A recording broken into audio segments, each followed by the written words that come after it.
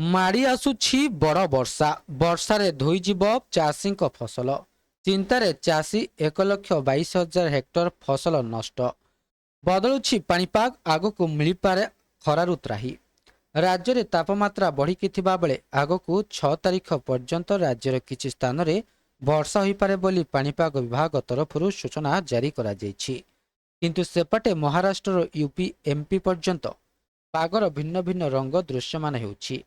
ଅନେକ ସ୍ଥାନରେ ବିନା ମୌସୁମୀ ବର୍ଷା କୁଆପଥର ଏବଂ ଝଡ଼ ଫସଲ ନଷ୍ଟ କରିଛି। ମହାରାଷ୍ଟ୍ରରେ ବିନା ମୌସୁମୀ ବର୍ଷା ଏବଂ କୁଆପଥର ବର୍ଷା ଚାଷୀଙ୍କ ମେରୁଦଣ୍ଡ ଭାଙ୍ଗି ଦେଇଛି।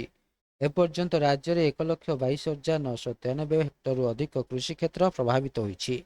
ରବି ଋତୁର ପ୍ରସ୍ତୁତ ଫସଲ ଏବଂ ଉଦ୍ୟାନ ଫସଲ ଏହି ପ୍ରାକୃତିକ ବିପର୍ଯ୍ୟୟର ସବୁଠାରୁ ଅଧିକ ଶିକାର ହୋଇଛି। ପାଣିପାଗ ବିଭାଗ ଆକଳନ କରିଛି ଯେ ଆଗାମୀ 3 ଦିନ ପର୍ଯ୍ୟନ୍ତ ବର୍ଷା ଜାରି ରହିପାରେ, ଯାହାଫଳରେ କ୍ଷତି ଆହୁରି ବୃଦ୍ଧି ପାଇବାର ସମ୍ଭାବନା ରହିଛି। ପାଣିପାଗ ବିଭାଗ ଉତ୍ତରପ୍ରଦେଶ ଏବଂ ମଧ୍ୟପ୍ରଦେଶ ପାଇଁ ମଧ୍ୟ ସତର୍କତା ଜାରି କରିଛି। ରବି ଫସଲରୁ ଫଳ ଏବଂ ପନିପରିବାର ଭାରି କ୍ଷତି ହୋଇଛି। ବିନା ମୌସୁମୀ ବର୍ଷା ଓ କୁଆପଥର ଦୃଷ୍ଟି ରବି ଋତୁର ଫସଲକୁ ଗୁରୁତର ଭାବରେ ପ୍ରଭାବିତ କରିଛି।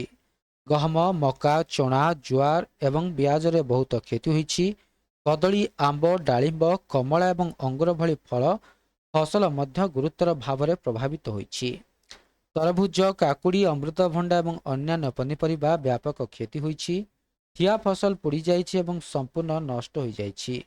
ଭାରତୀୟ ପାଣିପାଗ ବିଭାଗ ଅନୁଯାୟୀ ଗତ 24 ଘଣ୍ଟା ମଧ୍ୟରେ ପଶ୍ଚିମ ଉତ୍ତରପ୍ରଦେଶରେ ପାଗ ଶୁଖିଲା ରହିଛି। ପୂର୍ବ ଉତ୍ତରପ୍ରଦେଶର ବିଭିନ୍ନ ସ୍ଥାନରେ ବହୁତ ହାଲୁକା ବର୍ଷା ହୋଇଛି।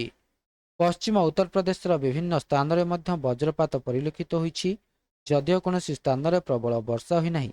ବାନ୍ଦା ସବୁଠାରୁ ଗରମ ଥିଲା, ଯେତେବେଳେ ବରେଲି ସବୁଠାରୁ ଥଣ୍ଡା ଥିଲା।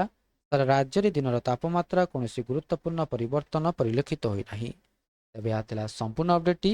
ଭିଡ଼ିଓଟି ଭଲ ଲାଗିଥିଲେ ଭିଡ଼ିଓଟିକୁ ଲାଇକ୍ କରନ୍ତୁ, ସେୟାର କରନ୍ତୁ ଏବଂ ଚ୍ୟାନେଲଟିକୁ ସବସ୍କ୍ରାଇବ୍ କରିବା ପାଇଁ ଭୁଲନ୍ତୁ ନାହିଁ।